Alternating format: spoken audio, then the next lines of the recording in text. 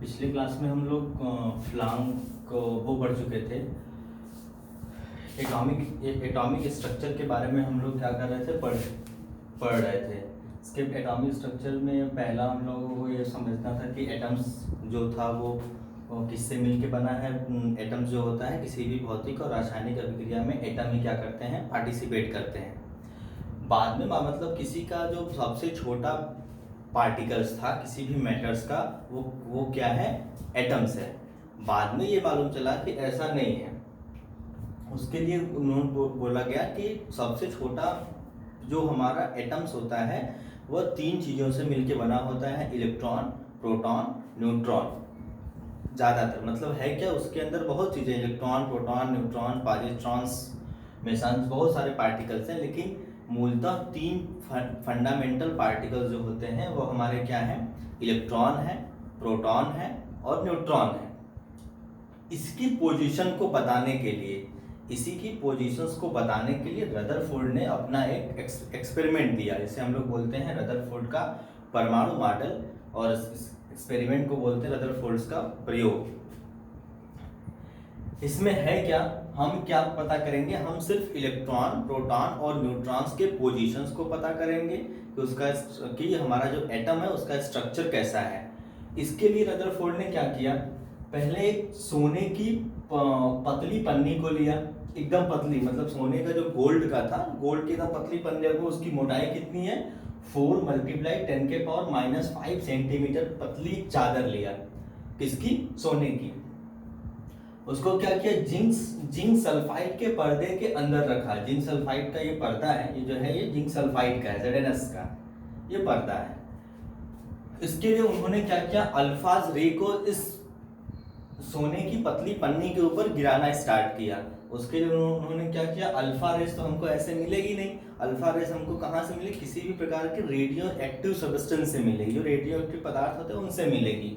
तो उन्होंने उसके लिए क्या लिया, एक रेडियो एक्टिव सब्सटेंस, मान लीजिए ये यूरेनियम है। अब यूरेनियम से जब निकलेगा अल्फाज रे तो इधर उधर भी निकल सकता है, क्योंकि हमको तो चाहिए बस इधर। तो इन्होंने इसके लिए क्या किया, एक लेड का लिया, एक लेड ब्लैक का बॉक्स बनाया, उस बॉक्स के अंदर क्या रखा, यूरेनियम रखा।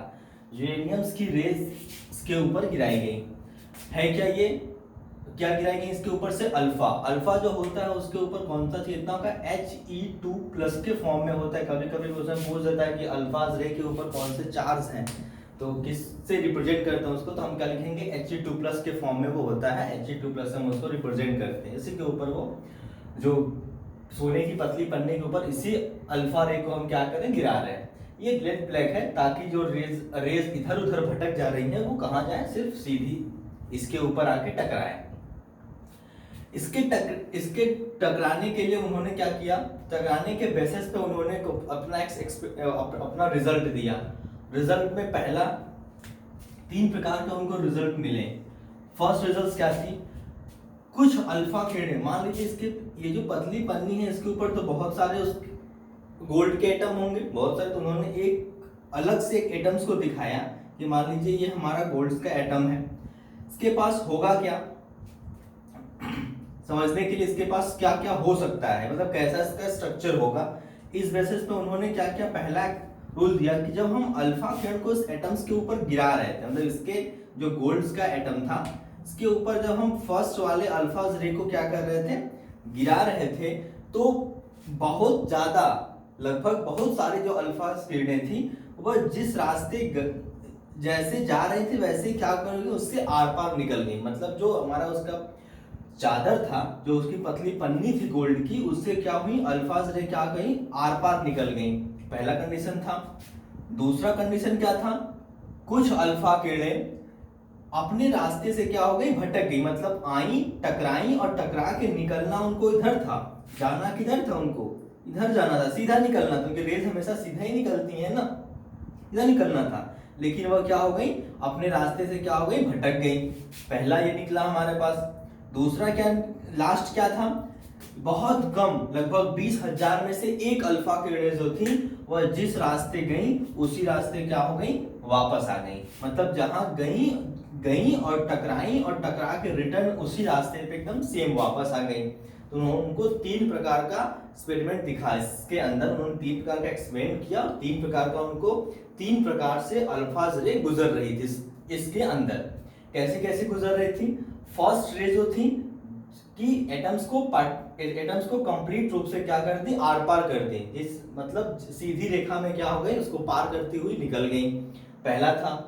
दूसरा क्या था, अपने जैसे ही टकराई वैसे रास्ते से क्या हो गई, भटक गई, मतलब जाना उनको सीधा था वो थोड़ा टेढ़ा मेढ़ा हो गई। सेकंड क्या था, थर्ड क्या था कि गई, टकराई और टकरा के कहां चली आई, उसी रास्ते वापस चली आई। इन तीनों बेसिस पे उन्होंने 3 प्रकार का अपना रिजल्ट दिया। पहला रिजल्ट क्या था, उन्होंने बोला कि जो एटम है उसका ज्यादातर भाग कैसा है, खाली है। जो एटम्स है उसका ज्यादातर भाग कैसा है, खाली है। मतलब हम बोल सकते हैं कि परमाणु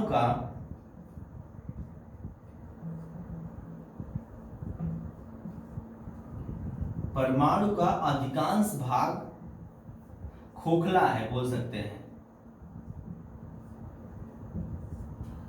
कैसा है, खोखला। भाई इसके अंदर अब ज्यादातर भाग खोखला होंगे तभी ना जो रेस थी हमारी इसको एटम्स को पार करती हुई निकल गई, पहली थी। उन्होंने पहला रिजल्ट क्या था कि गई और उसी रास्ते वापस आई। इससे उन्होंने बताया कि जो परमाणु था उसका अधिकांश भाग क्या है, खाली है। दूसरा रिजल्ट क्या था उनका, दूसरा रिजल्ट ये था कि जो रेस गई और अपने रास्ते से भटक गई, उस बेसिस पे उन्होंने क्या बोला कि इसके अंदर कोई निगेटिव चार्ज है, मतलब इलेक्ट्रॉन है। क्या है, इसके ऊपर कोई निगेटिव चार्ज है, जिसकी वजह से क्या हो गई, ये अपने इधर उधर क्या हो गई, उसके तरफ क्या हो गई, थोड़ी सी अट्रैक्ट हो गई। तो इसका मतलब क्या बोल सकते हैं कि इलेक्ट्रॉन जो है इस एटम के अंदर है, और जो इस एटम्स के अंदर क्या है, अपने एक निश्चित ऑर्बिट्स में क्या कर रहा होगा, स्टेबल है। इसके वजह से ये रेस क्या हो गई, उसके तरफ थोड़ी सी झुक गई। दूसरा क्या है, उसके तरफ मुड़ गई, मतलब अपने रास्ते से इधर उधर हो गई। दूसरा, थर्ड वाला क्या है कि जो कुछ अल्फाज रे, क्योंकि अल्फाज रे किसमें, पॉजिटिव में थी हमारी, तो ये जो कुछ गई इसके ऊपर गई और यहां से टकरा के क्या हो गई, पॉजिटिव सिंबल से टकरा क्या होंगे, रिपेल हुई होंगी। जैसे ही गई वैसे ही टकरा क्या वहां चली गई, उसी रास्ते से वापस चली गई। तो ये हमारी गई, और ये चूंकि ये ज्यादातर भाग कैसा होगा, ये पूरा इसका ठोस भाग, मतलब हम बोल सकते हैं कि एटम्स का जितना भी मास होता है इस कहाँ होता है, इसके न्यूक्लियस के अंदर होता है। इसके न्यूक्लियस के अंदर क्या क्या होता है, न्यूट्रॉन और प्रोटॉन। हम यहाँ पे ऐसे दिखाते भी हैं, इसके अंदर क्या है, न्यूट्रॉन और प्रोटॉन है। तो ये गई और यहाँ से गई और टकरा के कहाँ चली आई, जस्ट उसी में वापस चली आई। तो उन्होंने तीन एक्सपेरिमेंट से 3 प्रकार का रिजल्ट दिया कि परमाणु का अधिकांश भाग क्या है, खोखला है। इलेक्ट्रॉन इसमें क्या होते हैं, निश्चित ऑर्बिट में क्या होते हैं, स्थित होते हैं, जो परमानेंट घूमते रहते हैं। और थर्ड क्या था कि एटम्स के अंदर नाभिक होता है, जिसमें उसका संपूर्ण द्रव्यमान क्या होता है, निहित होता है। उस नाभिक में क्या होता है, न्यूट्रॉन और प्रोटॉन होता है। मतलब ये पॉजिटिव सिंबल्स के साथ रहता है, और बाकी जो चीजें होती हैं इसके इलेक्ट्रॉन क्या करता है, इसके तरफ परमानेंट घूमता रहता है अपने एक फिक्स ऑर्बिट में। इस पे ऐसे उन्होंने एक और रिजल्ट दिया कि जो ये परमाणु है, ये मतलब ये जो पूरा एटम्स है, इसकी जो रेडियाई मतलब आर, जो इसका रेडियस है वह कितना है, 10⁻⁻8 सेंटीमीटर। और जो ये न्यूक्लियस है इसका जो रेडियस है वह कितना है, 10⁻12 सेंटीमीटर। मतलब ये जो न्यूक्लियस है इसकी रेडियस कितनी है, 10⁻12 सेंटीमीटर। और जो ये हमारा पूरा एटम्स है इसका रेडियस कितना है, 10⁻8 सेंटीमीटर। ये हमारे पास हो गया एटम्स का स्ट्रक्चर। एटम किसके साथ, इसके बेसिस पे अब ये पूरा इसका एक्सपेरिमेंट हो गया। इसके बेसिस पे उन्होंने क्या किया, अपना में एक मॉडल दिया। फर्स्ट क्या था उनका, फर्स्ट स्टेटमेंट क्या था कि परमाणु अति सूक्ष्म गोलाकार विद्युत उदासीन कण है। फर्स्ट मॉडल क्या था इनका, परमाणु अति सूक्ष्म गोलाकार विद्युत उदासीन कण है, पहला। दूसरा, किसी भी परमाणु का संपूर्ण द्रव्यमान उसके कहां स्थित होता है, उसके नाभिक में स्थित होता है। नाभिक में क्या होता है, न्यूट्रॉन और प्रोटॉन। इसके नाभिक में क्या होंगे, न्यूट्रॉन और प्रोटॉन। नाभिक की त्रिज्या कितनी होती है, 10⁻⁻8 सेंटीमीटर।